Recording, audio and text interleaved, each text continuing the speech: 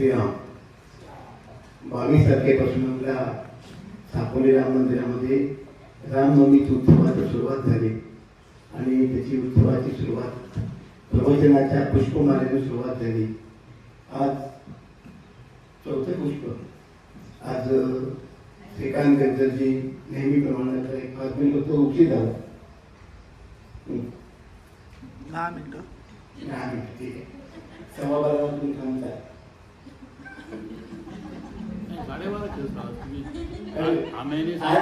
आज ते आपल्याला हिमालयात घेऊन आणणार आहे. हिमालयातले अवलिया. त्यामुळे काय तुम्हाला गरम वगैरे पाहिजे असेल तर आधीच घेऊन बसा. कारण त्याचं ते वर्णन एवढं असतं का तुम्ही केरळात जेव्हा नेलं ना ते समोर मला तसं आपण म्हणजे लुंगी नेसून बसतोय असं वाटायला मला. इतके ते येतं ते याच्यातनं करून येतात.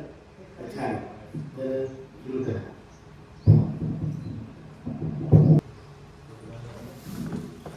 सुरू करतो. भगवान श्री प्रभू रामचंद्रांना साष्टांग नमस्कार करतो. ब्रह्मचैतन्य श्री सद्गुरू गोंदवलेकर महाराजांना साष्टांग नमस्कार करतो. ज्यांच्यामुळे मंदिर आहे त्या परमपूजनीय श्री राम महाराजांना साष्टांग नमस्कार करतो. गाडगेकरांनी सांगितल्याप्रमाणे आजचा 4था दिवस आहे आणि उद्या रामनवमीचा उत्सव आहे. पहिल्या दिवशी मी मंदिर या विषयावर बोलत होतो, भारतीय मंदिर, ज्याचा रेफरन्स रजनीश यांच्या पुस्तकाचा होता. दुसऱ्या दिवशी मी माझ्याच व्यवसायाला धरून अध्यात्म बोललो, मूर्तिकला आणि मूर्त्या करतानाचा अनुभव. काल जसं काका म्हणजे तसे केरळमध्ये एक अवधूत एखाद्या गावात संत येतात आणि पुढे काय काय होतं त्याच्यावर बोललो. आज माझ्या स्वतःच्या आवडीचा विषय आणि माझ्या गुरूंबद्दलच बोलणार आहे. ते म्हणले तसं खरंच आहे की आपण शक्य झालं तर हिमालयात टूर करून येऊ. व्हिसा लागत नाही, पेट्रोलचे भाव वाढले तरी आपल्याला पैसे भरायचे नाही, तर असं पर्यंत जाऊन येऊया. खास करून गाडगे मागे बसले, पण गाडगे काकांमुळे आणि विवेकमुळे मी खरा मूर्तिकार आहे, पण त्यांनी प्रवचनकारात माझं रूपांतर केलं आणि त्याच्या मागे श्रीराम महाराजांची नक्कीच आज्ञा आहे असं आपण समजतो. आणि त्यामुळे मी रोज अभ्यास करून आपल्याकडे काही गोष्टी मांडण्याचा प्रयत्न करतोय. आज मी जे बोलणार आहे ना ते मधुकरनाथ म्हणून एक शिष्य एक गुरु तयार झालेले आहेत. त्यांचं सत्संग फाउंडेशन आहे. त्यांना इंग्लिशमध्ये श्री एम असं म्हटलं जातं. त्याची बरीचशी पुस्तकं आहेत. काल जे शून्य स्वामींचं मी आपल्याकडे वर्णन केलं ते त्यांनीच लिहिलेली कादंबरी होती. आणि त्यांच्याबरोबर म्हणजे आपली जी गुरु शिष्य परंपरा आहे त्याच्याबद्दल बोलायचं. नेहमी इथे मी गेले 8 वर्षापूर्वी मंदिर आहे, नेहमी अशीच प्रवचनं ऐकतो की गोंदवलेकर महाराजांचे कोणतरी शिष्य येतात आणि गोंदवलेकर महाराजांचा त्या शिष्याला काय संवाद होतो किंवा त्याला अनेक त्याच्यातनं कसे अनुभव येतात, काही आश्चर्यकारक अनुभव येतात. तसेच श्रीराम महाराजांबरोबर बरेच लोक फिरलेले आहेत. स्वतः गाडगे काका गोंदवलेकर महाराजांचे भक्त आहेत, त्यांची मुलं श्रीराम महाराजांची भक्त आहेत. विवेकचं जे काही इथे झालं, विवेक त्या विषयाकडे अजिबात नसून सुद्धा आज त्यांनी जे काही उभं केलंय आणि 8 वर्ष चालवतोय आणि ते करतोय. केवढी तरी एखादा संत जीवनात आल्यावर एक वेगळा मार्ग सापडतो आणि केवढे तरी श्रम त्याच्याकडनं सहज होतात. हे सुद्धा जरा आश्चर्य आहे. आपण त्या आश्चर्याचे भाग असतो, सहभाग असतो, म्हणजे त्याचा इतिहास झाल्यावर कळतं की आपण जे चेष्टेत इथे येतो त्याच्यातून केवढं उभं आहे. जसे आम्ही गुरुवारी 4 जण सहज येतो, मी मागे म्हटलं, आणि आम्ही हळूहळू जपायला लागलो आणि आता दर गुरुवारी येतो आणि त्याचा सिरियसनेसपणा जाणवायला लागला, जे आम्ही नुसतं मजा म्हणून यायची. तर हे या संतांच्या नुसत्या अस्तित्वाची गंमत असते. तर आता मी डायरेक्ट विषयाला हात घालतो आणि तुम्हाला हिमालयात नेतो. जनरली तुम्ही जे साधक आहात माझी अशी रिक्वेस्ट आहे, मी दरवर्षी हिमालयात जातो जनरली. आणि आमची सुरुवात अशी झाली की मी जेजेसला असल्यामुळे मी लँडस्केप काढणं किंवा असं आम्हाला सर न्यायचे, म्हणजे हिमालयाची पर्वतराजी आणि आम्ही त्या अँगलनीच आधी गेलो. आणि हळूहळू ते हिमालयात गेल्यावर आध्यात्मिक फॅक्टरी येतं, त्याच्या लिंक्स लागतात. तर आता घोडीनी दरवर्षी जातो. तुम्हाला गमतीने रिक्वेस्ट मिळेल, मी सुद्धा आमच्या पत्नी किंवा इतर कुटुंबांबरोबर 4 धाम यात्रा वगैरे जातो. पण खरं साधकांनी असं जाऊ नये, कारण त्याच्यात काय होतं, बसमधून अगोदर एक कांचनला वाटतं आणि बाकीचं सगळं आतमध्ये चालतं. तू भोपळ्याच्या पुऱ्या आणल्या, मी चटणी आणले आणि ते कसे तरी त्या बद्रीनाथला टेकून यायचं. केदारला मरणाची गर्दी असते, तिथे गुरुजी असतात, तिथे रेग्युलर बाजारच असतो, क्वालिटीच असतो गुरुजींचं सुद्धा. धक्कामुक्की करत कसे तरी ते बद्रीनाथचा तो दगड बघायचा आणि परत यायचं. असा हिमालय आपण फिरूया नको. आपण हिमालयाची मुख्य देवळं सोडून जे आत्म देवप्रयाग आहे, कर्णप्रयाग आहे, पंचप्रयाग करत करत गंगा येते. आणि त्या गंगेची जर एकदा आवड लागली मनुष्याला, तर दरवर्षी मी जातो. बायको परवानगी देते, चांगली गोष्ट, समोर बसले नाही बोलायला पाहिजे. मी जातो. 70 नंतर किती होईल माहिती नाही, पण त्या गंगेचा सुवास म्हणा, त्या गंगेच्या बरोबरचे घाट म्हणा, आणि वरपासून जी खाळ येते. देवप्रयागला आम्ही 2-4 दिवस राहतो, रुद्रप्रयागला राहतो, आणि खाली येऊन ऋषिकेशचं जो प्रचंड मोठं पात्र होतं, त्या जवळच्या त्या गंगेच्या काठावरच्या काही गोष्टी मी तुम्हाला सांगणार आहे. परमार्थ निकेतन आहे. तुम्ही ऋषिकेशला काय करू, बरेच जण गेलाही असतात. परमार्थ निकेतन तिथनं जे हरिद्वारला येते, नंतर काशीला बनारसला जे अगदी शांत होते, गढूळ पाणी आहे, आणि ती जवळजवळ कलकत्त्याच्या इथे समुद्राला मिळते, जिथे रामकृष्ण परमहंस वगैरे आहे. प्रत्येक स्टेशनवर प्रचंड मोठे संत आणि मजा आहे त्या गंगेची. आता मी डायरेक्ट विचारत जातो. बद्रीनाथला तुम्ही कोणी गेला असाल किंवा नसला तरी बद्रीनाथला लागून एक डोंगर आहे, आणि त्याला नारायण पर्वत म्हणतात. आणि त्याच्या अपोजिट जो डोंगर आहे मध्ये अलकनंदा वाहते, त्याला नर पर्वत म्हणतात. हा, उलट बोललो मी. तर नर आणि नारायण असे 2 पर्वत आहेत. आणि जे साधू लोक तपस्या करतात हिमालयातले, ते जनरली त्या नारायण पर्वताच्या पाठीमागे. आपल्याला ऑक्सिजन कमी पडतो, आपण घाईघाईत परत येतो. पण तुम्ही तिथे बद्रीनाथला थोडे दिवस शांतपणे राहिला तर तुमची बॉडी ऍडजस्ट होते. आपण आपली पूर्ण कशी असते की केदारनाथ लगेच काढतात त्या दिवशी, किंवा हल्लीचे हेलिकॉप्टर आले म्हणजे तुम्ही 15 मिनिटातच. तसं न करता बद्रीनाथला जर राहिला तर तिकडे माना, पुढे माना आहे, पुढे तिबेट बॉर्डर आहे, किंवा नारायण पर्वताच्या मागे खूप गुफा आहे, तिथे बुद्ध भिक्षू असतात, तिबेटी असतात, आपले बरेच लोक आहेत. दुर्दैवानी माझे महाराजच म्हणतात त्याप्रमाणे, दुर्दैवानी ह्या शतकामध्ये 21व्या-22व्या 2000 सालानंतर 80% लोक खरं म्हणजे चर्ची किंवा असे साधू जास्ती दिसायला लागले. आणि त्यामुळे हल्ली खरा संत शोधणं म्हणजे आमचे जे हिमालयातले साधू आहेत तेही हल्ली सांगायला लागले की तुम्ही मुद्दाम ती शोधात काही येऊ नका, तो मिळत असं नाही, उगाचच खूप वेळ गेल्याचं वाटेल. पण ही स्टोरी मी जे सांगतोय ती 1920च्या सुमारास आहे. आणि नारायण पर्वताच्या पाठीमागे, बद्रीनाथच्या पाठीमागे नारायण पर्वताच्या मागच्या साईडला एक अत्यंत तरुण साधू, आपण आपल्या महाराष्ट्रीयन लोकांना झटकन मिळेल असं, एखादा ज्ञानेश्वरांसारखा असतो 20-25चा तरुण, पद्मासन घालून ध्यानाला बसला होता एका गुहेमध्ये. आणि तो त्याच्या अंतिम जन्मामध्ये होता. म्हणजे जसं आपण म्हणतो की सर्व जन्म करून आता मोक्ष प्राप्तीच्या अगदी जवळ. आणि तो अशीच वेळ सकाळी 10-11ची, आणि तो खूप शांत ध्यानाला बसलाय, जवळजवळ समाधिस्थ आहे. आणि त्याच्या समोर एक अशी घटना निर्माण होते की ती त्याची परीक्षाच असते म्हणा किंवा काही म्हणा. एक मुस्लिम फकीर, आणि तो सुद्धा चांगला नाही, जो विजीर्ण झालाय, त्याचे कपडे फाटले, ज्याला खिळं लागले, बरेच दिवस जो उपाशी आहे, गाळ पडले, आणि थोडासा भिकारी टाईप वाटणारा एकदम त्यांच्या समोर येतो. आणि हे ध्यानस्थ असतात. आणि तो आणखीन एक मोठी चूक काय करतो की तो त्याच्या मुसलमानी पद्धतीने त्यांना मिठी मारायला जायचा प्रयत्न करतो. त्यामुळे ते एकदम खट्ट जागे होतात, कारण ते जनरली डोळे मिटले असतात.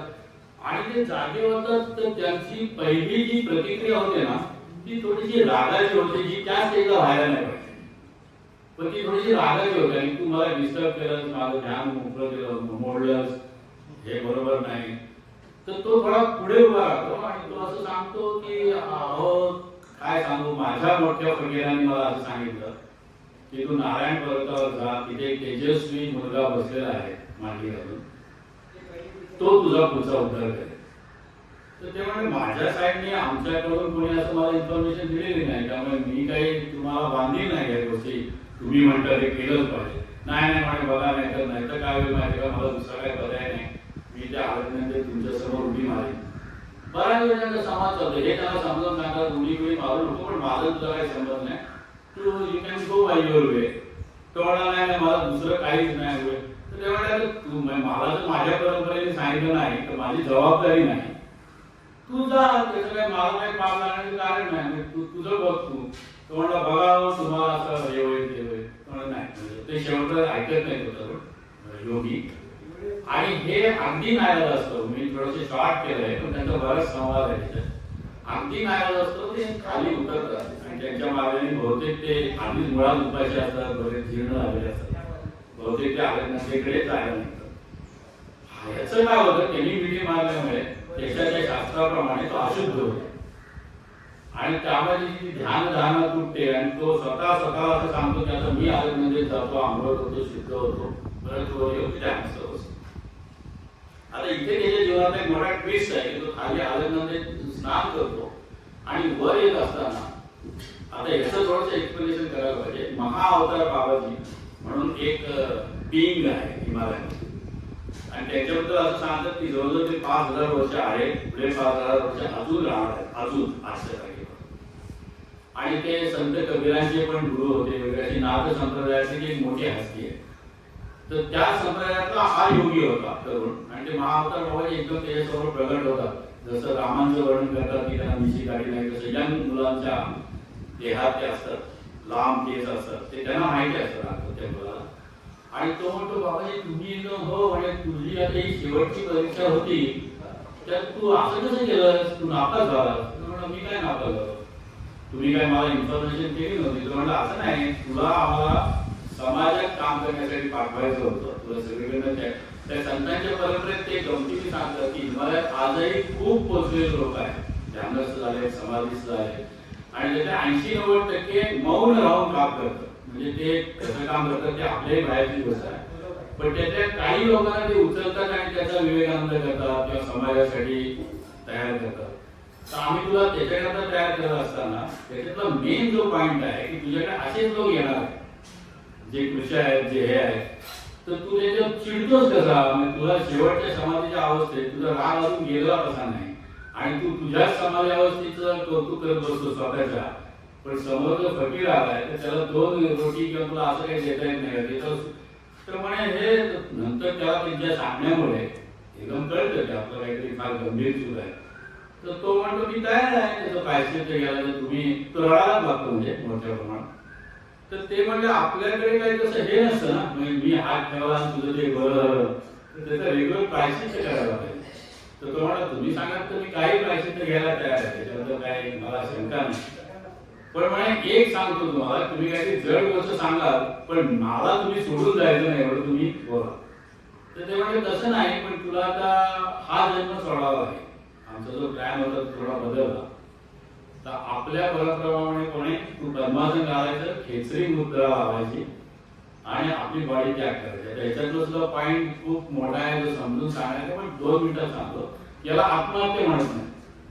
हिमालयात खेचरी मुद्रा लावून जे जस्ट आपली बॉडी टाकतं आणि आत्मा दुसऱ्या बॉडीसाठी तयार होतो, याला आत्महत्या म्हणत नाही. हे स्वतःचं केलेलं चांगलं कृत्य जातं, म्हणजे त्याच्यात पाप वगैरे नाही. तर ते म्हणतात तुला तसं करायला पाहिजे आणि पुढचा जन्म तुझा असा येईल की त्या फकीराचे थोडे जे हाल झाले ते तुला थोड्या प्रमाणात भोगावं लागते आणि त्यातनं तुला आल्याशिवाय तुला मोक्ष प्राप्ती नाही किंवा समाधी नाही. तर तो म्हणा मी तुम्हाला आधीच सांगितलं मी सगळं तुमचं ऐकेन, पण पुढचा जन्म जिथे कुठे द्याल तिथे तुम्ही मला सोडलं नाही पाहिजे, तरच मी एक खेचरीमुद्रा लावतो, नाहीतर मी तुमचं काय नाही. तेवढे नाही आपण इतके तुझे जन्माजन्म तुझ्या पाठी आम्ही आहोत आणि तुला समाजाची तयारच करायचं आहे. तर ते तर आम्ही सोडणार नाही, पण तू आता माझा ऐक. आणि ते निघून जातात, ते दिसेनाशे होतात. हा रडतो, खूप चिंततो, रडतो. त्याला एवढ्या मोठ्या गुरुनी सांगितल्यानंतर त्याच्याकडे काही पर्याय नसतो. त्यामुळे तो दुपारी शांतपणे पद्मासन लावतो. खेचरीमध्ये आता आपल्याला बोलणं मला बोलताना सुद्धा जड जातं, हे फार सोपी गोष्ट नाही, खूप मोठी ध्यान झालेल्या लोकांना शक्य आहे.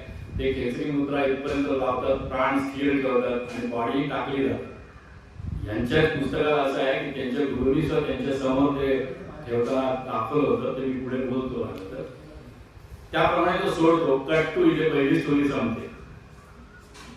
आता मी जे तुम्हाला हे श्री एम म्हटलं ते आजही आहेत, जगभर फिरत असतात. सत्संग फाउंडेशन श्री बाबाजींची आणि महाअवतार बाबाजींचीच सगळ्या गोष्टी सांगतात. 4 वेद त्यांना पाठ आहे. पण आता तिथला आश्चर्याचा ट्विस्ट असा आहे की केरळमध्ये त्रिवेंद्रम तिरुअनंतपुरम पूर्वी म्हणायचे ही 1920 ची घटना. ते समाधीस्थ होतात, बॉडी टाकतात, हा तरुण जातो. आणि 1948 ला त्रिवेंद्रम मध्ये एका मुसलमान पठाणाच्या घरी एका मुलाचा जन्म होतो. आता ही तुम्हाला स्टोरी थोडी उलटसुलट करून सांगितली. त्यांच्या गुरुंनी त्यांना हिमालयात नंतर सांगितली ही स्टोरी की तुला असा असा जन्म झाला. पण त्याचं रेग्युलर मुसलमान पद्धतीने मुमताज अली खान असं नाव ठेवलं जातं. त्यांना 2 बहिणी आहेत, आजी आहेत, त्या हुशार आहेत. आणि ते मुसलमान पठाण जरी असले तरी ते श्रीमंत कुटुंब होते. त्याचे वडील कॉन्ट्रॅक्टर होते. पण आता त्याचा गिमिक्स असा आहे की त्यांना आयुष्यभर मुसलमान आणि हिंदू धर्माची ताळमेळ करत करत आजही ते करतात. म्हणजे आज ते जगभर फिरतात, पण पासपोर्टवर मुमताज अली खानच नाव आहे. आणि टिळा गंध असतं आणि त्यांना म्हणजे इमिग्रेशन ऑफिसरला सुद्धा नेहमी गोंधळ असतो. हा भोग त्यांना त्या याच्यामुळे भोगावा लागला तिथे फकीरांनी सांगितल्यामुळे. असं ते ट्विस्ट सांगतात. आता गंमत अशी आहे की हा मुलगा वाढतो आणि मधून घ्यायला लागतो. आणि ते सगळं मुस्लिम घराणं म्हटलं अरे तू अंडा केली खा, तू हे काय करताय. तर लहानपणापासून असा डेव्हलप होतो की त्याला सारखं त्या बरं तिरुपती त्या केरळमध्ये स्ट्रॉंग मंदिर आहे. मी तिथलं ते कुठलं मंदिर मला नाव नाही आठवत, ते इतर धर्माला घेतलं जात नाही. पद्मनाभ मंदिर. तर त्याच्याही अवतीभोवती ते फिरतात. आणि ते आपल्या पुस्तकात ॲटोबायोग्राफीमध्ये असं लिहितात की हरी म्हणजे आपले कृष्ण भक्त आले टाळ वाजून की मी भयंकर फॅसिनेट होऊन तिथे ओरडा जायचो. आणि माझी आजी मागे ओरडायची हे आपला नाही आहे. ते त्यांना मजेत नाही. असं बालपण गेल्यानंतर आता खरी हिमालयन स्टोरी इथे चालू होते. मोठ्या महाराजांनी काय म्हणतो महाअवतार बाबाजींनी जसं सांगितलं होतं की मी तुला सोडणार नाही. तर त्यांचे जे परमशिष्य जे कबीराबरोबरही होते, अनेक वर्ष होते, महेश्वरनाथ बाबा, जे कुठेही प्रसिद्धीत आले नाही. आता यांच्या पुस्तकामध्ये आयुष्यात पहिल्यांदा प्रसिद्धीला आले. ते पूर्ण ब्रह्मचारी, असं जटाभार घातलेला मोठ्या वरती केसांचा भार, दाढी, थोडेसे ते नेपाळी दिसायचे आणि गोरे पान आणि फक्त इतकं वस्त्र घालायचे ज्याला ते केरळामध्ये मुंडू म्हणतात ना, की वरती उघडेच तुळशीच्या माळा आणि नाक संप्रदाय असल्यामुळे त्याला एक कान फाटा सुद्धा म्हणतात की मोठ्या रिंग 2 कान. आणि अशा अवस्थेत ते होते. तर हा मुलगा मुसलमान मुलगा ह्याला काही माहिती नाही मागच्या जन्माचं. त्यावेळी 9व्या वर्षी काय माहित नव्हतं. त्यावेळी खेळायचं आम्हाला सगळी मुलं पण होती ना, आजूबाजूची ब्राह्मण होती, अय्यंगार आणि एक ख्रिश्चन स्कूलला जायचे. मी किती धर्म त्यांना शिकवले बघा. पहिल्या ते ख्रिश्चन कॉन्व्हेंटला जायचे, बाजूला अय्यंगार मुलं, त्यांच्याकडे डोसा इडली खायचे, स्वतःकडे अंडा करी खायचे. असे कॉम्प्लेक्सिटी ते वाढले. आणि 9व्या वर्षी एक गमतीशीर प्रसंग झाला. त्यांची पूर्वी ही गोष्ट आहे 1948 नंतर, म्हणजे 48 नंतर 9 वर्ष, तेव्हा घरं होती, असं सोसायट्या नव्हत्या. ते ह्यांचंही घर होतं आणि मागे असं फणसाचं झाड आणि काय काय काय काय आवार असतं ना पूर्वीच्या काळात, तसं आवार विहीर. तर ते त्यांच्या 2 बहिणींबरोबर सतत खेळायचे. आणि एका संध्याकाळी असं खेळता खेळता त्या 2 बहिणी आत गेल्या. आणि हे पण आतमध्ये काहीतरी खायला जाऊन संध्याकाळचं म्हणून जात होते. तेवढ्या ते उंच फणसाच्या दाराची जे मी वर्णन केलं ते महेश्वरनाथ बाबाजी तिथे हजर झाले. आणि त्यांनी त्या मुलाला, तर ह्यांनी त्या आपल्या पुस्तकात लिहिलं आहे की 9व्या वर्षी एखादा अजिबात विचित्र दिसणारा माणूस, कारण केरळात असे काही जटाबिटा झाले की असं कमंडलू घेऊन असं कोणी दिसत नाही, असा माणूस एकदम पुढे आल्यावर खरा 9वीतला मुलगा, 9 वर्षाचा मुलगा घाबरेल आणि पडेल. तर ते म्हणजे प्रचंड प्रकारची ओढ लागली. आणि त्या ओढीमुळे मी ते असं मी त्याच्या तोंडात आलो आणि घाबरायच्या वेळी मी त्यांच्याकडे बघतोय. आणि त्यांनी कपाळावर हात ठेवला आणि त्याला कुछ याद आया असं ते म्हणले हिंदीमध्ये. तर ते म्हणजे मी उर्दू असलो तरी आमच्याकडे थोडंसं हिंदी होतं आणि मल्याळम होतं केरळी भागामध्ये. तर ते म्हणे मुझे कुछ नहीं याद आया. आणि अभी जाओ, जब समय हो जाएगा तो याद आ जाएगा. तो मुलगा गेला आणि त्याच्या मनात एवढं की आहे कोण बांगड आहे काय बोलले. आणि तो दारात हात जाताना मी परत मागे वळून बघितले काय फिगर आहे तरी बघायला. तर ते तिथे नव्हते ते फणसाच्या झाडात.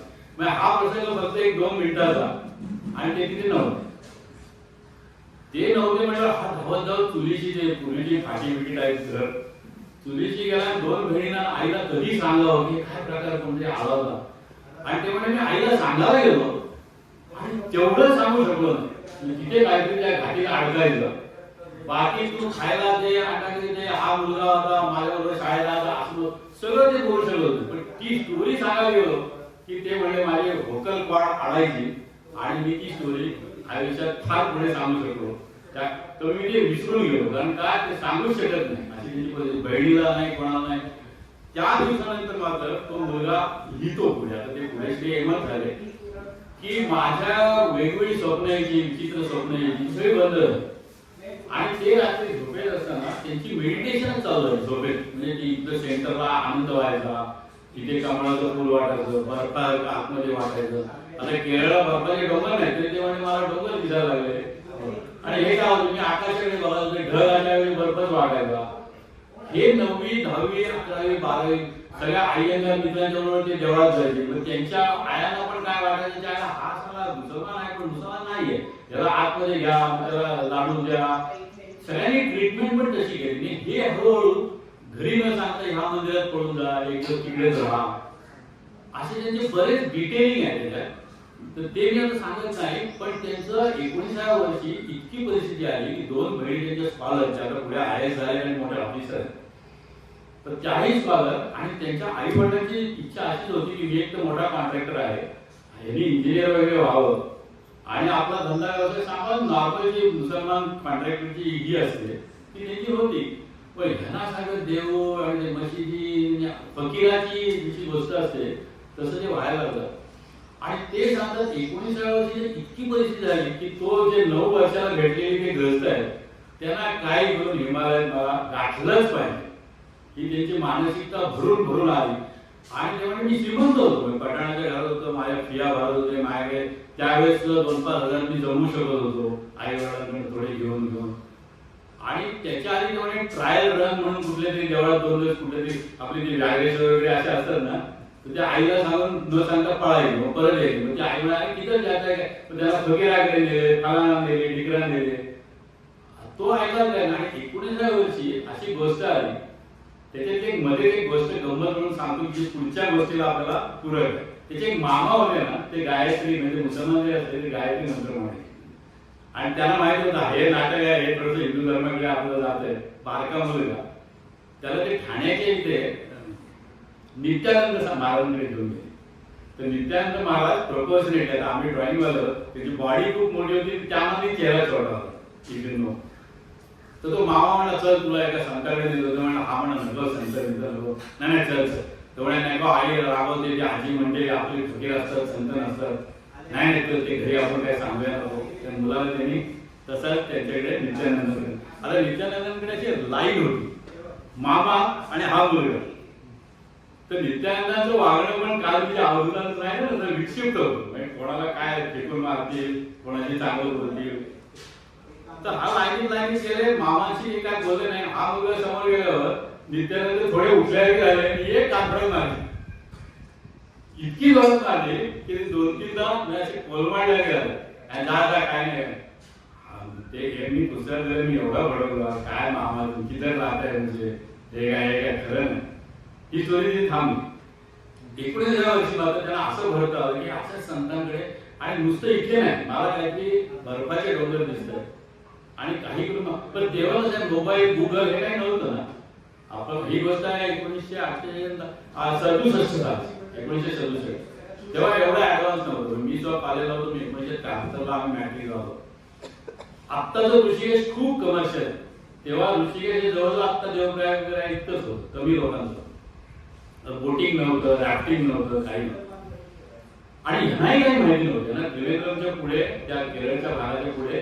पण त्यांनी पैसे जमवले, आई वडिलांना परीक्षेची कुठली फी आहे म्हणून सांगितलं आणि चक्क धूम ठोकणे ज्याला वाटत ना की ते म्हणजे सोनेरी पिंजरा आहे असं वाटायचं. घर श्रीमंती होती, मला काही कमी नव्हतं. पण मला आतून एवढी ओढ की त्यांच्या अनेक जन्माचं असणार पूर्वीचं आणि ते वरती थांबलेले असणार आपल्या पलीकडचा प्लॅन. तर तेव्हा ते त्रिवेंद्रमला गेलो बसनी. त्रिवेंद्रमहून मद्रासला गेलो, तिकीट काढलं. मधला प्रवास काय एवढा इंटरेस्टिंग नाही म्हणून सांगत नाही. हा माणूस ऋषिकेशला उतरला, मुसलमान वाटू नये म्हणून गोटा केला.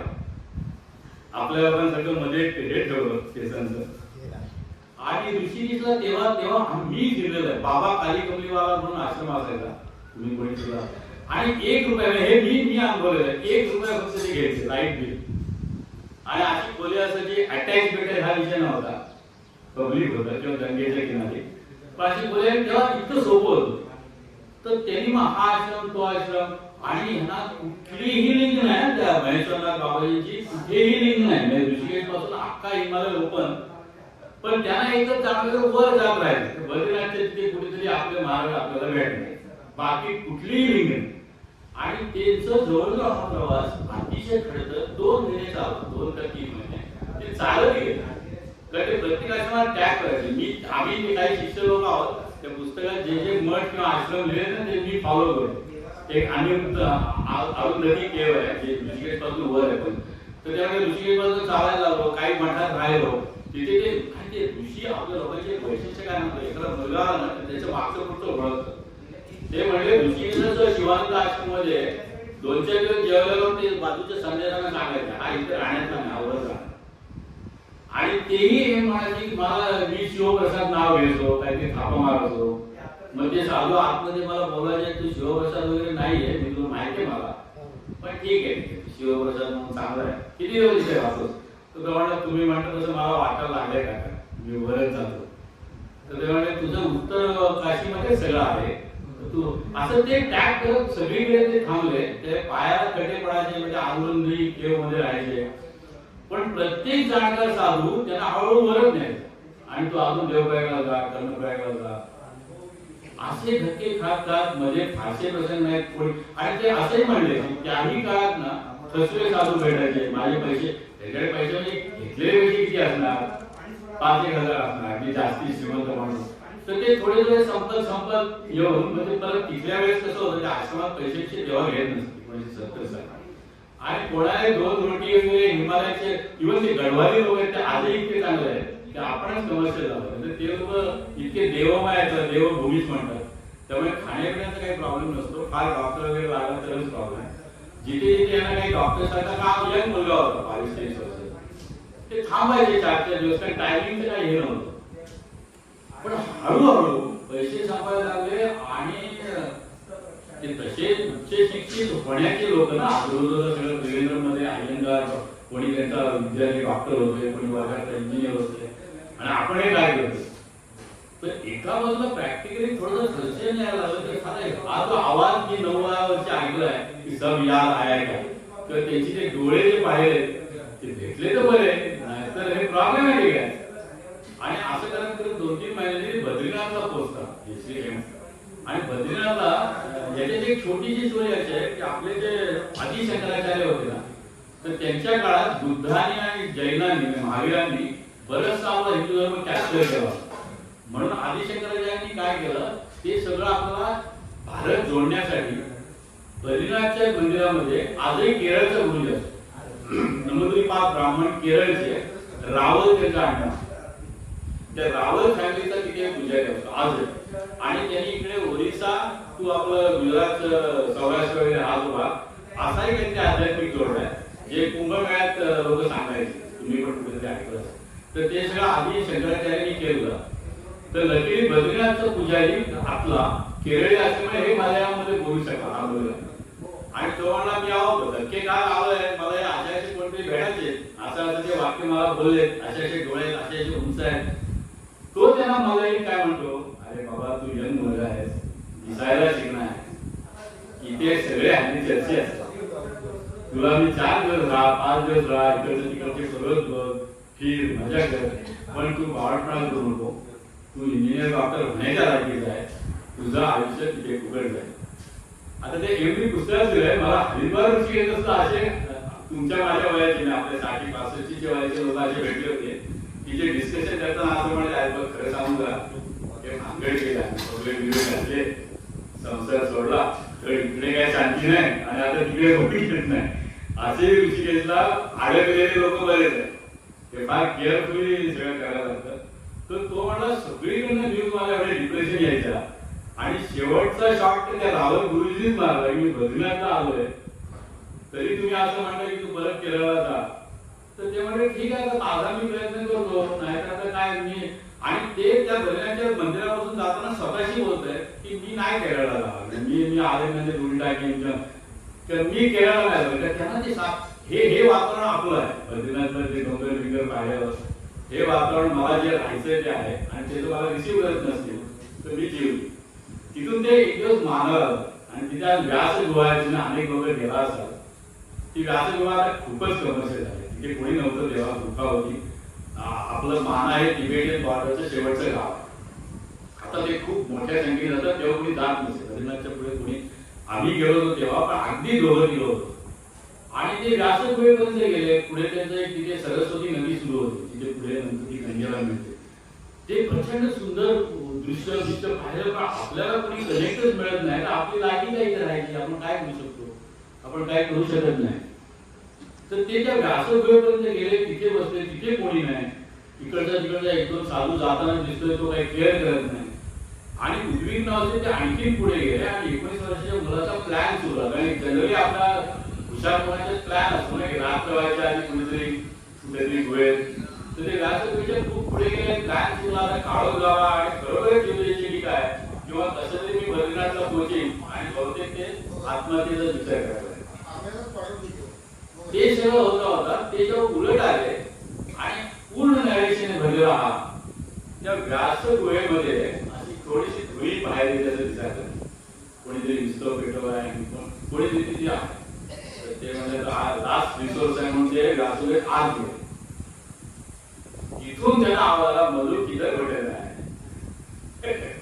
तो जो 9व्या वर्षी त्यांना जो आवाज होता त्याच आवाजात तेच समोर आले आणि त्यामुळे मधू इथले बात किधर भेटेल आहे.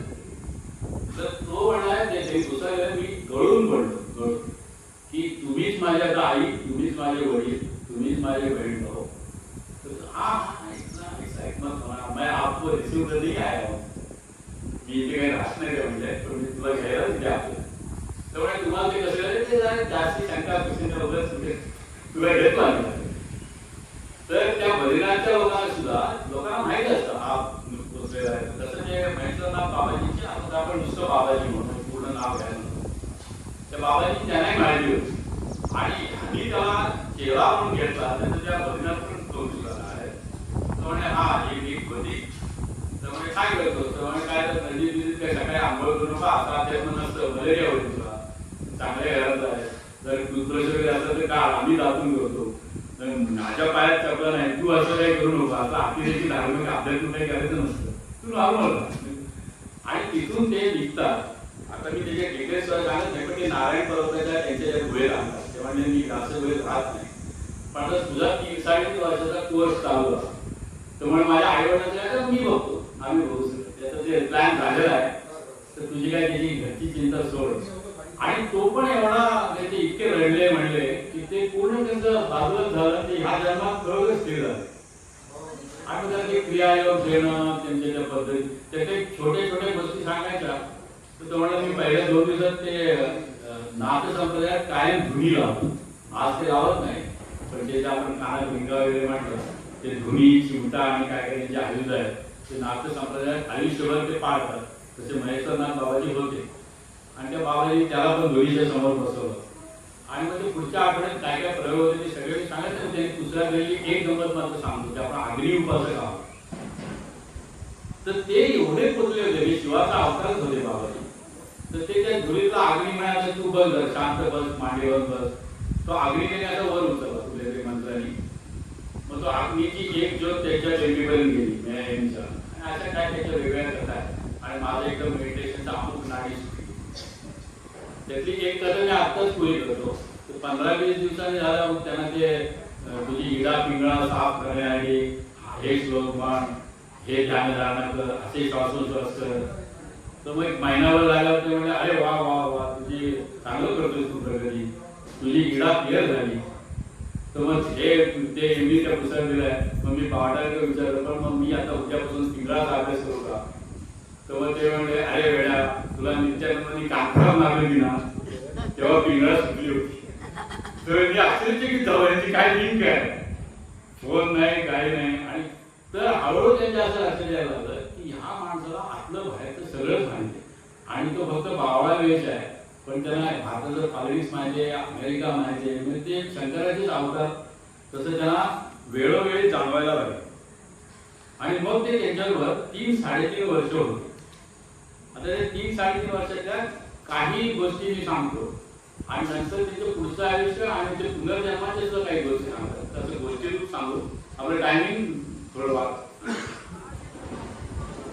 आता एक तुम्हाला त्याची फोटोग्राफी सेशनची गंमत सांगतो. ऋषिकेशला तुम्ही कोणी गेलाय ना कोणी, तर राम यांचं परमार्थ निकेतन म्हणून हल्लीचा फेमस आश्रम आहे. त्याच्या पुढे महर्षी ऋषींचा आहे, जिथे ते बीटल्स वगैरे यायचे युरोपियन. त्याच्या पुढून तुम्ही नीलकंठ महादेव म्हणून एक गाव आहे, जिथे विष प्यायला महादेव. तर ते नीलकंठाचे तिथे अशी पाऊल वाट आणि तेव्हा जंगल होता, हत्ती आणि वाघ आणि फिरायचे. तिथे मौनी बाबा केव.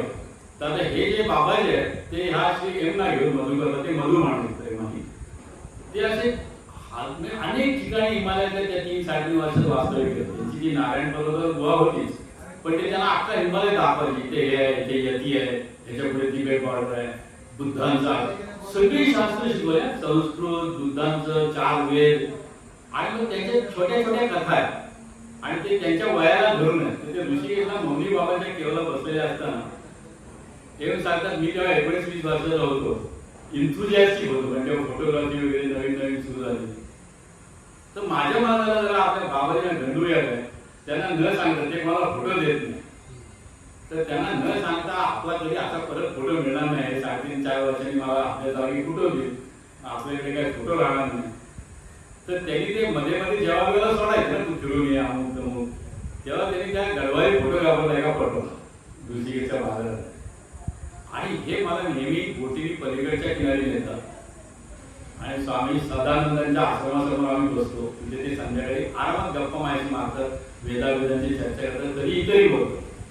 इतर कसं बोलतात तर म्हणे बोटीत ना आता बघ हे नवतरुण जोडपं चालू आहे, तुला काय वाटतंय, खुश आहेत म्हणे, बघ 4 दिवसांनी त्यांची काय होणार आहे, असं ते शिकवत.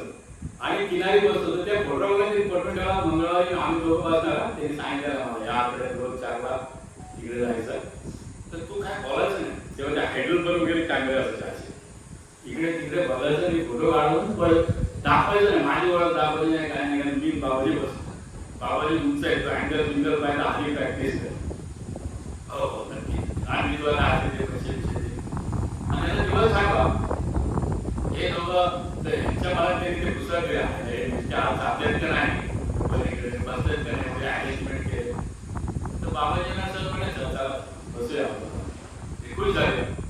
आणि मग नेहमीप्रमाणे ते बोट केले. जेव्हा ते लक्ष्मण झुला राम झुला तेवढा चालू नव्हता, बोटीचा प्रवास जास्ती असायचा तो विषय 1970.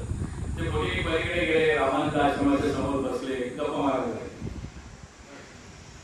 हे लिहितात की माझ्या मनात मी गप्पा मारतोय, त्यांच्या गप्पा ऐकतोय, सगळं मी माझ्या मनात हा दिसत नाही. पुढे दुसऱ्या बोटीने शेवटची बोट झाली, हे नाटक कसलं आपल्याला दिसत नाही आणि हे नीट ऐकत नाही.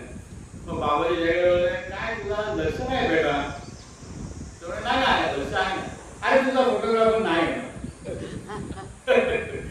तर ते म्हणजे मी तिथे इतके वेळा आधी प्रयोग होऊन सुद्धा मी असं वागतो म्हणून त्यांना मनावर रडवत की मी अजून त्यांच्या ट्राय घेत होतो. एवढ्या वेळा झालं की ते सगळं जाणतात.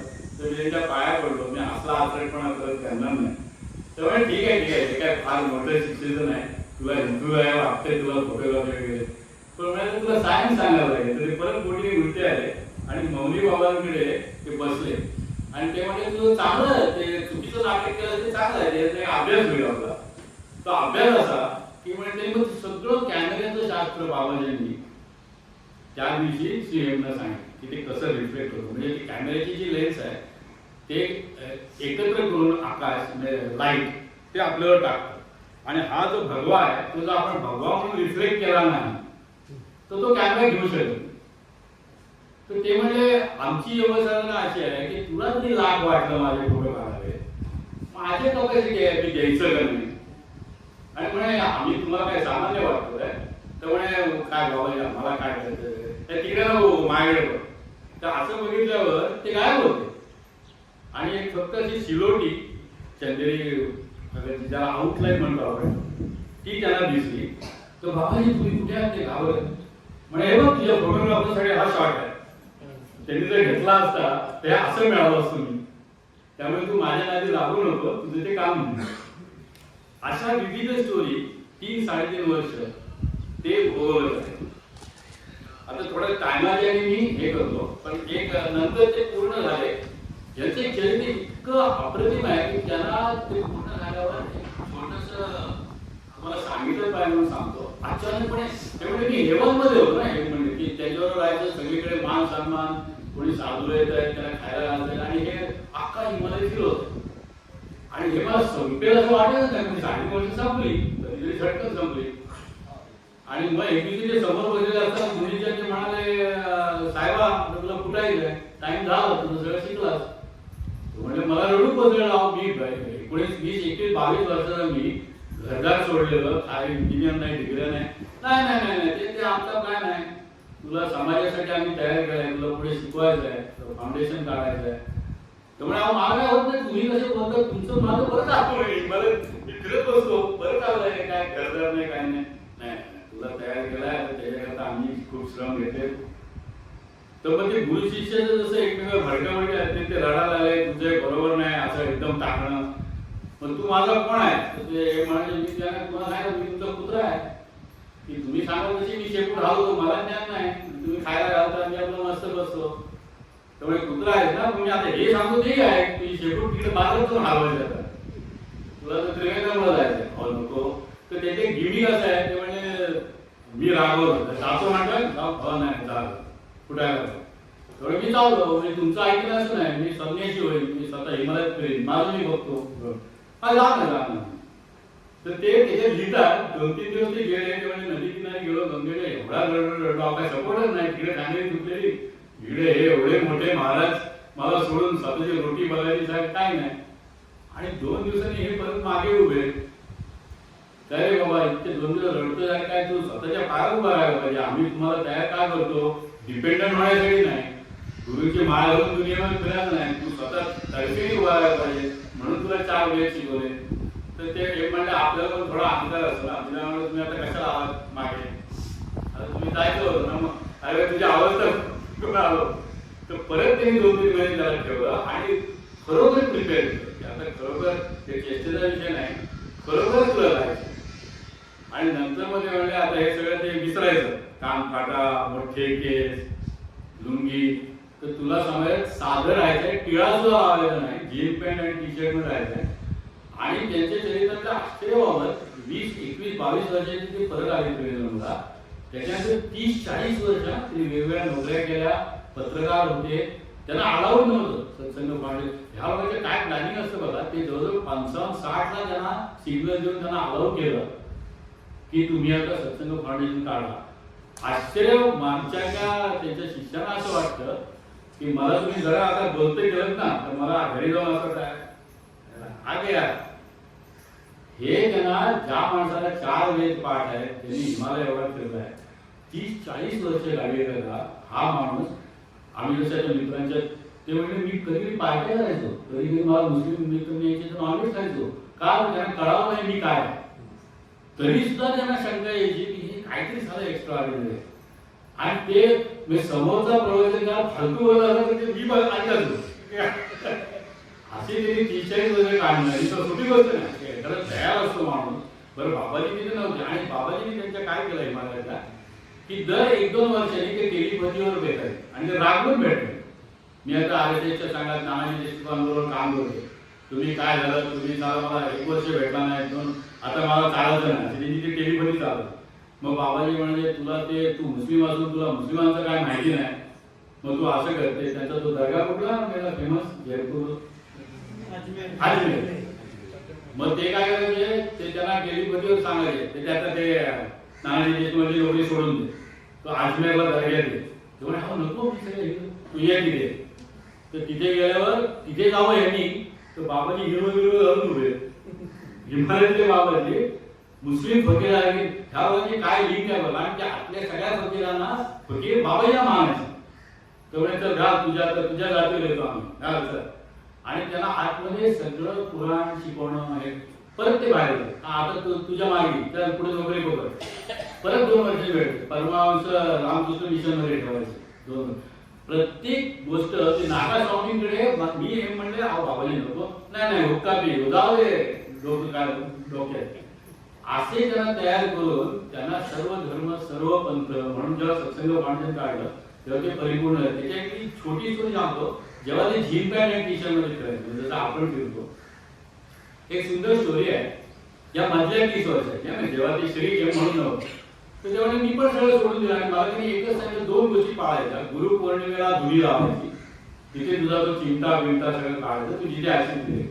आज आंध्र प्रदेशात मदनपल्लीला त्यांचं स्थान आहे, तिथे ते कोणीही ओळखायचं नाही. म्हणजे मी किती सांभाळ करायचो, टिपिकल केरळी 4 लोकांना मित्रांना मीच वाढायचो.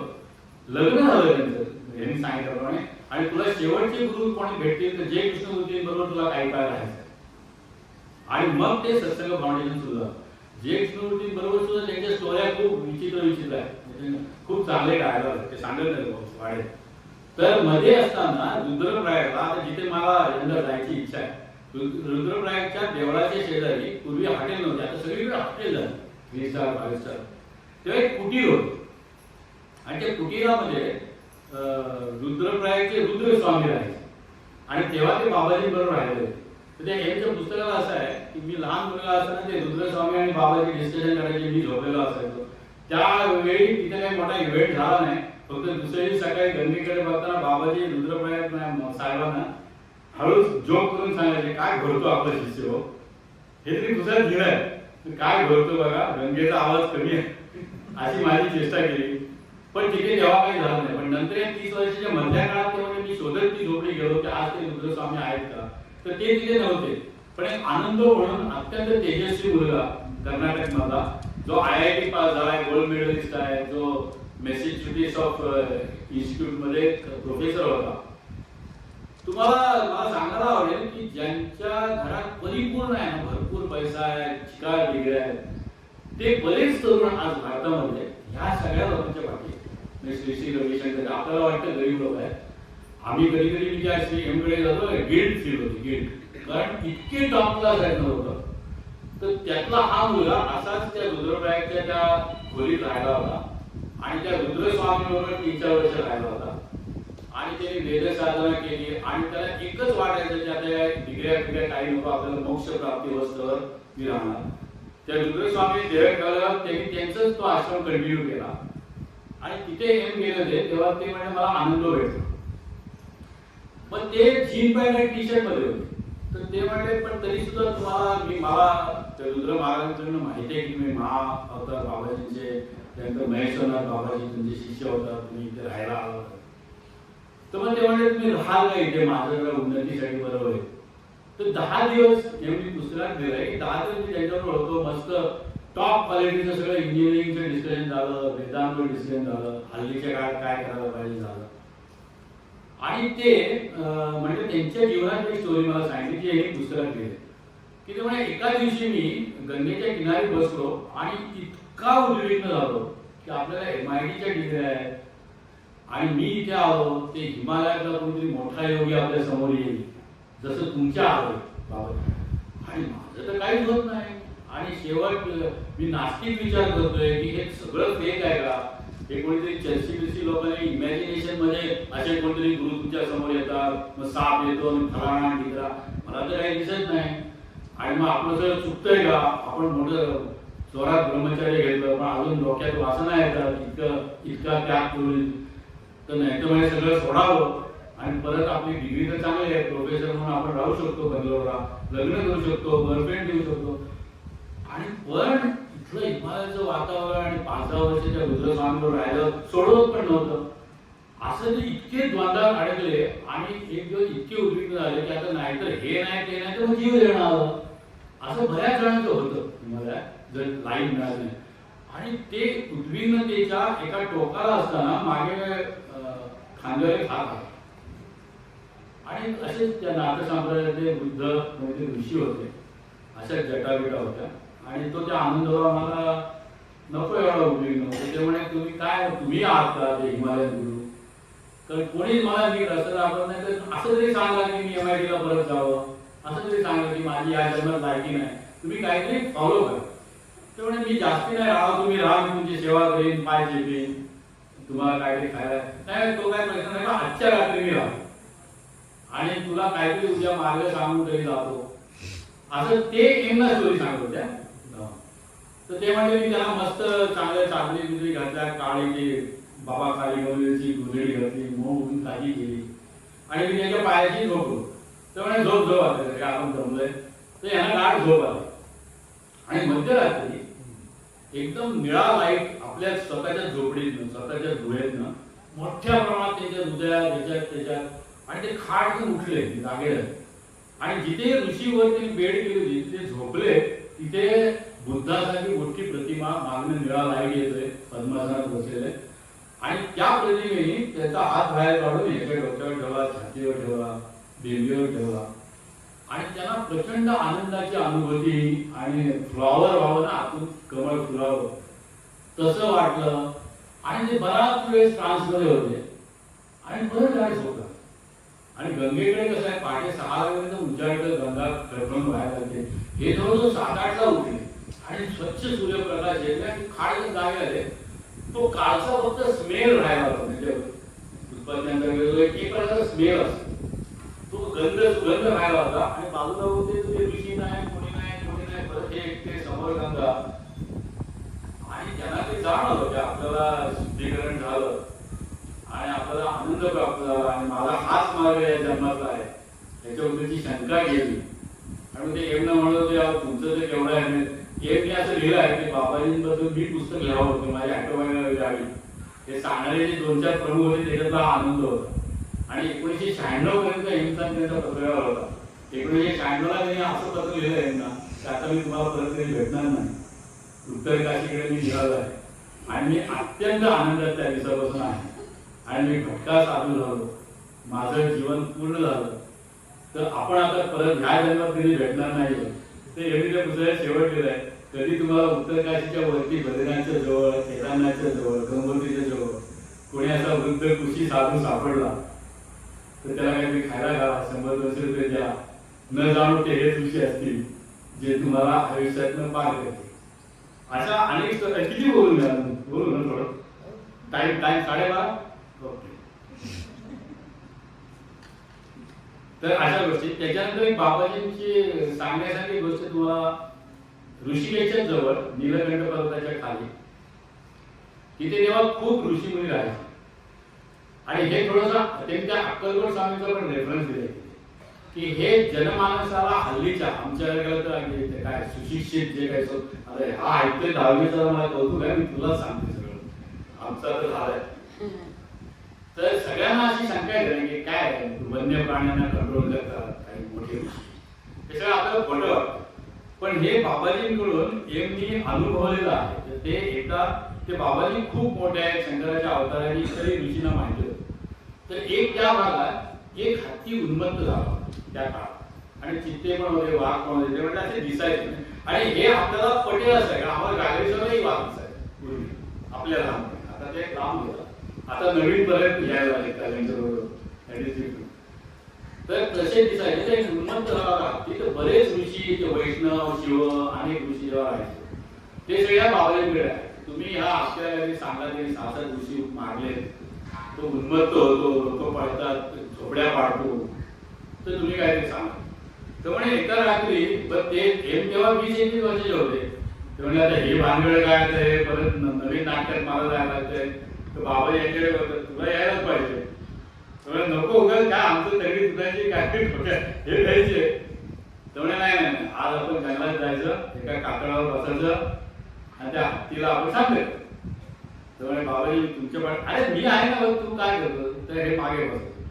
तेवढे तुम्हाला आश्चर्याची गोष्ट अशी चित्ते जाताना दिसत आहे, हे दिसत आहे, हरणं पडतंय आणि रात्री 12-1ला बसतोय आणि खरोखर तो हत्ती मी खूप ते डीप गेलेले, जिथे तो असतो तिथेच गेलेले. एकदम 2-4 फांद्या मोडणारा जोरात अंगावर आला, प्रचंड मोठा हत्ती. आणि त्यावेळेला आम्ही कातळाशी बसलोय तर श्री हे मी पुस्तकात दिलंय की माझी तर तारा बवली आपण गेलो. म्हणले ते इतर 6 जणांना मारण्याची हिस्ट्री होती, यांना वाटलं आपण झाला आता शेवटची समाधी. तर तो एवढ्या जोरात आला आणि गाडीला जसा ब्रेक लावा तसा यांच्या कागदासमोर थांबलो. धूळ उडाली सगळं. आणि बाबाजी उठून ते 6 फुटी वगैरे होते तुमचं ते समोर गेले. हिंदीमध्ये ते पुस्तक दिलं हिंदीमध्ये. बाबाजी त्या हाथी का ऐसा करते हैं क्या अच्छे लोग, ये सब ऋषि मुनि तकलीफ में है, ऐसा ऐसा करते हैं क्या हाथी, सब हाथी ऐसा करते हैं. आणि त्याच्या कपाळावर हात बीत ठेवला. तो हळूहळू असा असा करून शांत झाला. हे मी पाहिलं. मग ते शांत 5-10 मिनिटं झाल्यावर बाबाजी म्हणत साहेबा ये नमस्कार. मी नाही. अरे हे बाबा ते आता ऋषी झाले ते आता काही तसे फाजील राहिले नाही तुला काही करणार नाही. ते पुस्तक दिलाय ते थरथरत थरथरत तिथे गेले. त्यांना नमस्कार केला. त्यांनी त्यांच्या सोंडेनी त्यांना आशीर्वाद दिला आणि तो शांतपणे गेला. त्याच्यानंतर त्या हत्तीने कधी त्या भागात त्रास दिला नाही. त्याने आपल्या पुस्तकात दिलंय की मी महाराष्ट्राच्या अक्कलकोट स्वामींनी हत्तीच्या कानफळात मारले आणि तो शांत झाला अशी एक स्टोरी किंवा पोथीत काय त्यांच्या दिलंय. ते ऐकलं तर ते वाचल्यावर आणि ऐकल्यावर मला महाराष्ट्रात असताना सुद्धा ते बिलकुल खोटं वाटलं नाही. कारण मी स्वतः त्या गोष्टीचा ह्याची डोळा अनुभव घेतला. आता त्यांनी आणखीन एक पुस्तक असं लिहिलंय. एक पुस्तक त्याने आणखीन असं लिहिलंय की त्यांनी आपल्या जीवनातल्या आधीचे जन्म म्हणजे पुनर्जन्म आणि ते इतके प्रॅक्टिकल गाडी करतात. श्रीगम त्या पुस्तकाच्या सुरुवातीच्या पानात त्याने असं लिहिलंय हे तुम्ही मानण्याची जरूर नाही. ही फॅन्टसी म्हणून तुम्ही टाकून देऊ शकता. मी स्वतः लिहिणारा क्रूक आहे म्हणून मान्य करू शकता. फक्त मला बाबाजींनी हे लिहायला सांगितलंय. याचा अर्थ एवढाच आहे की तुम्हाला जे समजतं तुमच्या 5 इंद्रियातनं जे दिसतं त्याच्या पलीकडे काहीतरी आहे जग. याची नुसती जाणीव जरी झाली तरी हे पुस्तक माझ्या दृष्टीने पुरं झालं. त्यामुळे मी आता प्रचंड फॅन्टसी लिहिणार आहे. मला माझे मागचे अनेक जन्म दिसतात. तुम्ही म्हणाला येणार आहे इट इज युअर बिझनेस, तुम्ही टाकून देऊ शकता. तर असं त्यांनी एक पुस्तक लिहिलंय लाईफ कंटिन्यूज.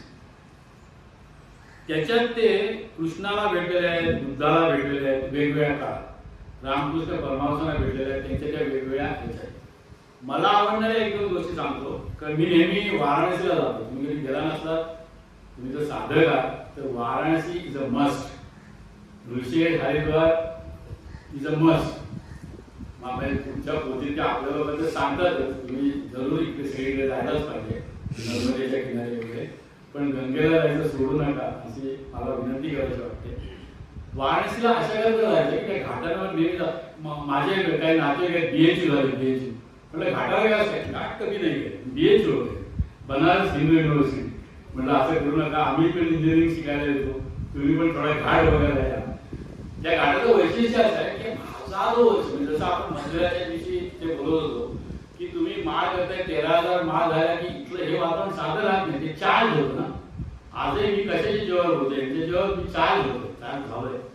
तर तसं वाराणसी महत्वाचं का की जग नव्हतं तेव्हा वाराणसी होतं असं म्हणतात. आणि एका बाजूला वरुण नदी आहे आणि एका बाजूला आरसी नदी आहे. याच्यामध्ये ते गाव आहे म्हणून त्याला वाराणसी म्हणतात. आणि त्या वाराणसी ते घाट ते इतके पवित्र आहेत कारण कधी काळी त्याच्यावर बुद्ध फिरलेला आहे, कधी काळी त्याच्यावर कबीर फिरलेले आहे. असे हजारो संतांची नावं घेतली. ते तिथे त्यांनी श्वासोच्छ्वास केला. त्यामुळे ते फील्ड एवढंच चार्ज आहे. आता मी डायरेक्ट गोष्टीला येतो. तिथे एक मणिकर्णिका घाट आहे. तिथे 24/7 प्रेत जाळतात. श्री एमच्या मागच्या कुठल्या तरी जन्मात अनेक पूर्वीच्या जन्मात ते अशा शूद्रातल्या शूद्र जाती जन्मले होते की ते त्या जाणणाऱ्यांच्या मुलांपैकी एक होते. आणि त्यांना त्याचं नाव त्या जन्मामध्ये मुका असं होतं. मुका कारण ते म्हणजे मी जन्मल्यानंतर पहिले 5 वर्ष मला बोलता येत नाही. त्यामुळे मुका घ्यायला आपण मराठीचं म्हणणार मुका आहे मुका आहे मुका आहे त्याचं नाव मुका पडलं. पण ते म्हणजे काहीतरी जुना माझ्या अणुरेणू असणार मागच्या जन्माचा. तर आमच्या त्या लोकांचं वैशिष्ट्य काय होतं दिवसभर प्रेत जाळायची आणि रात्री दारू प्यायची. कारण ते सहनच होणार नाही ना. म्हणजे त्याला दारू हाच आसरा आहे. त्यामुळे मी तसंच वाढलो. तर म्हणजे मी पण मला काय व्हायचं 5 वयापासून तिकडे जे वाराणसी कसं सतत कीर्तन प्रवचन भजन तुम्ही कुठल्याही कोरोनात असलात तरी ऐकू येतं. तर तो मला माझ्या इथं म्हणजे एक किडा होता. तुम्ही कुठे जाऊन प्रवचन ऐकलं आणि त्यात ते पुनर्जन्म सांगायचे फलाना सांगायचे तिकडं सांगायचे आणि तेव्हा आमचे सगळे दारू प्यायचे मी राहतो. 30-35 ला असं झालं की माझी होती ती बायको वाटली, मला सुंदर काळी गुलाबासारखी दिसणारी मुलगी होती, ती गंगेत बुडाली आणि कुठलं सुंदर नष्ट झालं. फक्त प्रेत रोज जाळायचे आणि रात्री दारू प्यायची. उद्विग्न अवस्था एवढी झाली की आता मी दगड बांधतो आणि मी पण गंगेत उडी टाकतो आणि आत्महत्या करतो. तेवढ्यात ते 4-5 प्रवचनात त्यांना नेमकं असं ऐकू आलं की तो महाराज ते बसून सांगत होता की अरे बाबा, तू आत्महत्या केलीस हे बरं पाप आणि आत्महत्या केलीस तुला असं वाटतं की तुझी सुटका होईल, ते आणखीन नरकात जातोय, म्हणजे ह्याच्या खालची ऍटम असेल तर तुला अरे बापरे परत 30-35 वर्ष अशी काढायची. पण मग तुम्ही माझे तरी सांगा. तर ते म्हणाले ह्यातल्या कुठेतरी दृष्टीला मला पकडायला पाहिजे आणि आत्महत्या करायची नाही, असं जगता येत नाही, कुठेतरी काहीतरी रस्ता, कुठेतरी काहीतरी फळ असेल. म्हणजे अमिताभ बच्चनचं जो वाक्य आहे, करिअर खलास झालं, त्याचं 55 वर्षी खलास झालं, तेवढे दाराची फळ दिसली तरी पण त्याच्यात पाचर टाकण्याचे अक्कल पाहिजे आणि तो पाचर थोडा मोठा करून हळूहळू चप्पल टाकायचा. तर हा त्या छिद्राच्या शोधात होता की मला काहीतरी तिसरा मार्ग मिळाला पाहिजे. तर तो म्हणा मी सारखी ती प्रवचन जवळ, बरं आम्हाला जायची सोय नाही कारण आम्ही शूद्राची शूद्र. तर ते म्हणे नशिबाने एक जण पांढऱ्या टोपलीमध्ये आला, माझ्या शरीरात त्यांनी स्नान केलं आणि ते वर जात होते. तर मी त्यांचा मागोमाग गेलो आणि ते त्या पिंपळाच्या झाडाशी बसले, मी मागे होतो. तर त्यांनी सांगितलं की मी असं शूद्र आहे, पण मला तुम्हाला काहीतरी विचारायचं आणि तुम्ही त्याचं उत्तर द्या आणि तुम्ही आत्महत्या करा.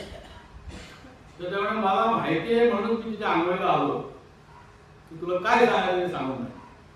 ते शांतपणे पिंपळाशी बसले आणि यांनी सगळं त्याचं आयुष्य सांगितलं. म्हणजे कोकला मी जे आता तुम्हाला सांगितलं की कसा जन्म आणि काय नाही, पण म्हणजे त्यांनी हेही सांगितलं की माझी बारीक किडा आहे की जो असं वाटतं की तो तिसरा मार्ग कोणीतरी देणार आहे आणि तो आहे म्हणून मी आत्महत्याला थांबलो. त्याच्यात काल नेमकं ऐकलं की आत्महत्या केली तरी सुटका नाही, परत जन्म आहे, तर तुम्ही मला काहीतरी मागवलं. तर म्हणाले तुझं फळ पिकलंय असं दिसतंय, पण माझं ऐकायला लागेल तुला, मी काय तुझा गुरु नाही, माझं ऐकायला लागेल, तुझं या जन्मात निदान काही होणार नाही पण तुला रस्ता मिळणार. त्यामुळे काय आता शेवट नाही ते उडीच मारायचे, तुमचं ऐकायला काय झालं.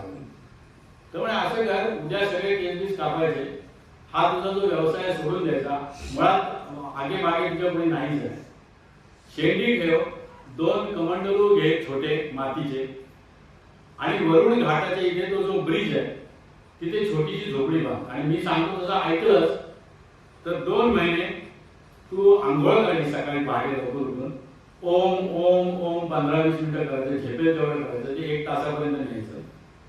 शाकाहारी जेवायचं, दारू सोडायचं. दारू सोडणं कठीण आहे, पण तुम्हाला तू जिगर लावलीस तर ते सुटू शकते.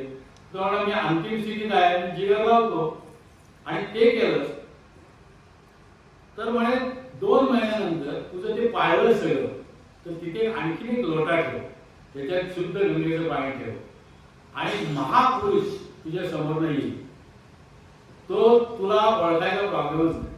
म्हणजे गौतम बुद्ध तेवढा ते इतके सुंदर असतील दिसायला, ते इतके शांत चालत येतील, त्यांचे कुरळे केस असतील, त्याच्यावर कुरळे केसांचा एक गडू असेल आणि तो राजपुत्र आहे, म्हणजे साध्या तपकिरी वस्त्राच्या कपड्याची, पण ते तुला सांगायला लागणार नाही. तेव्हा ते एकटे असतात. त्यांच्या तू पाया पड, त्यांना नतमस्तक हो, त्यांना तुझे प्रॉब्लेम सांग, त्यांना ऑलरेडी माहितीच असते आणि त्यांची पाद्यपूजा कर, कमंडलूतलं पाणी त्यांना प्यायला दे आणि ते पुढे सांगते तसं कर. हे तू करशील काय, तुला एवढा खुश होतो. म्हणजे दारू सोडणं तसं कठीण आहे, पण तो खूप निग्रहाने तिथं जातो, छोटी झोपडी बांधतो, त्याचं सगळं ऐकतो, शांत पाणी. आणि ते जैन हॅटमेंट आहे, म्हणजे आजही तिथे तुम्हाला कधी खायला जेवायला मिळतं. त्यांनी सांगितल्याप्रमाणे तो 1 टाइम जेवतो आणि एकदम साधू टाईप होत होतो.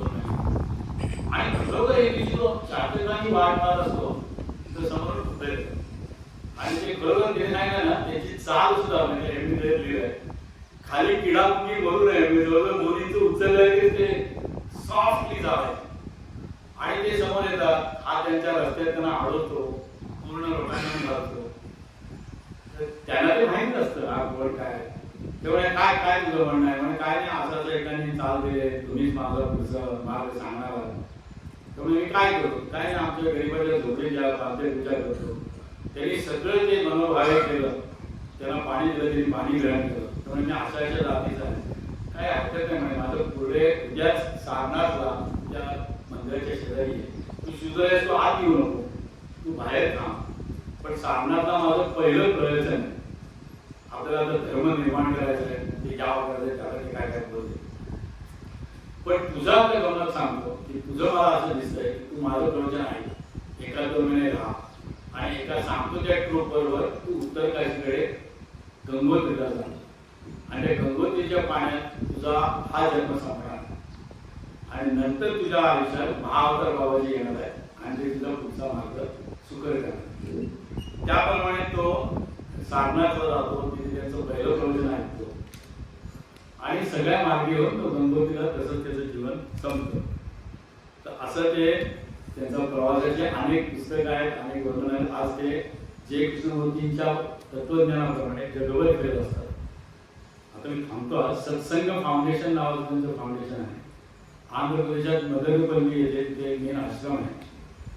आपला जो परवाचा विषय होता तो मला सांगायचा वाटतो की हा फिलॉसॉफर लोकांना सुद्धा सामान्य माणसासाठी मंदिरच बांधावं लागतं. हा विषय कसा आला तर आता मदनपल्लीला महाअवतार बाबांचं त्यांनी मंदिरच केलं आणि तिथे मोठमोठे डोंगराचे असे आकार दिले, मोठे पंजाबी डोंगर आणून ठेवले मोठे दगड. तर ते लोकांनी सुद्धा रणजित सारखं यांनी सुद्धा कबूल केलं की आम्ही बुद्ध होऊ शकतो, पण बाकीच्यांचं काय, आम्ही पद्मासनात बसू शकतो, आमचं सर्कल आम्हीच पुरं करू शकतो ध्वनींचं, पण बाकीच्यांचं काय. तर त्यांना आकार रूपात काहीतरी लागतं. तर त्यांनी तिथे महाअवतार बाबांचं मंदिर केलं आहे आणि ह्या मुसलमान मुलाचं योग साधना लहानपणापासून होती. त्या जवळ 75 वर्षाच्या आहेत, पण ते म्हणजे जर समाजाने किंवा बाबाजींनी मला अजून सांगितलं तर ते कायाकल्प करू शकतात आणि स्वतःचं 75 वर्षाचं वय साधारण 60 करू शकतात, म्हणजे ते 90 पर्यंत काम करू शकतात. ते किती काम करण्यात वगैरे हा आपला विषय नाही, पण असं त्यांचं एकूण चरित्र आहे. तुमच्या पुढे मांडायला मला योग आला विवेक आणि गांधीनगरमुळे, खास करून श्रीराम महाराजांमुळे. तर तुम्ही सगळे शांत चित्ताने ऐकताय. सगळ्यांचे आभार, धन्यवाद.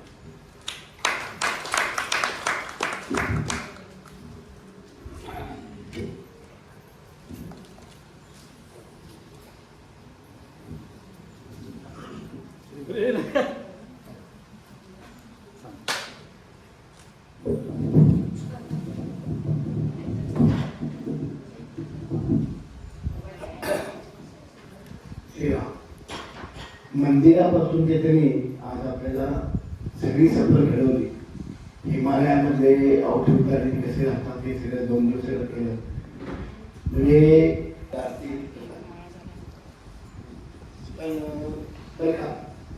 पहिल्या दिवशी वहिनीसाठी 45 मिनिटं म्हणजे शाळेचा पिरियड झाला, नंतर 55 मिनिटं, आज 1 तास, आज 1 तासाचे पुढं बॉडी केली. म्हणजे हे फार छान आहे. अजून इतरांसाठी पण तुम्ही थांबला. म्हणजे त्यांचे गुरु जे हेम आहे त्यांच्यावरती वरदास्त आहे म्हणून ते शक्य आहे.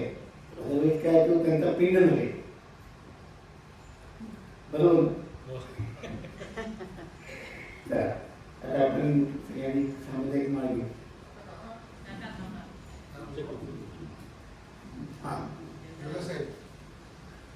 आता क्षण हा जो आहे ना एक महत्वाचा क्षण आहे. काय की एक पेनचा माणूस दुसऱ्या पेनच्या माणसाला चांगलं म्हणून तिला सत्कार करतोय.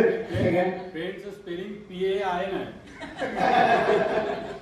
ते सगळ्यात असे जोरदार टाळ्या वाजवायचे. पेन करण्यासाठी वाजवायचे.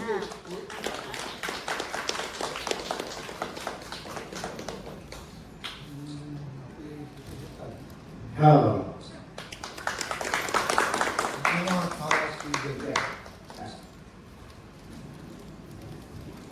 ते तुम्हाला मुद्दाम आसन दिले म्हणजे पुढच्या काही पण तुम्हाला उंच वेगळं आणायची गरज नाही.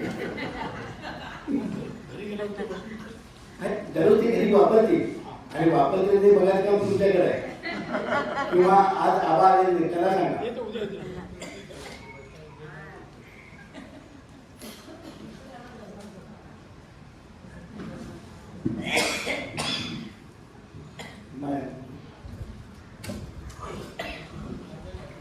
श्री अनंत कोटी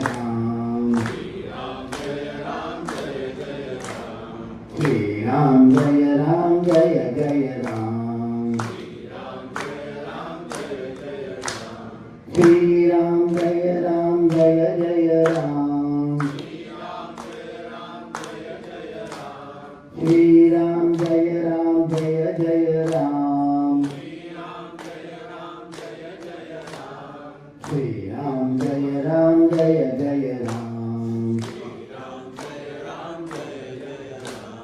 श्रीराम जय राम जय जय राम श्रीराम जय राम जय जय राम श्रीराम जय राम जय जय राम श्रीराम जय राम जय जय राम श्रीराम जय राम जय जय राम श्रीराम जय राम जय जय राम श्रीराम जय राम जय जय राम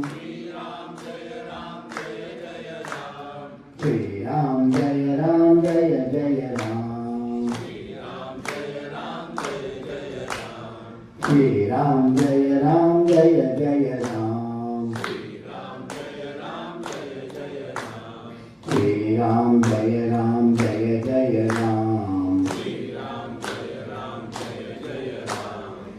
श्रीराम जय राम जय जय राम श्रीराम जय राम जय जय राम श्रीराम जय राम जय जय राम श्रीराम जय राम जय जय राम श्रीराम जय राम जय जय राम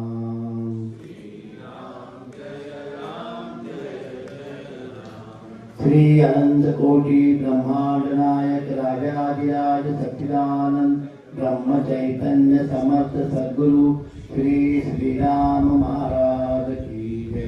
राजाधिराज रामचंद्र भगवान की जय। महारुद्र हनुमान की जय।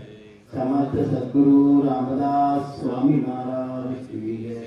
जय जय रघुवीर समर्थ जय जय सद्गुरु समर्थ।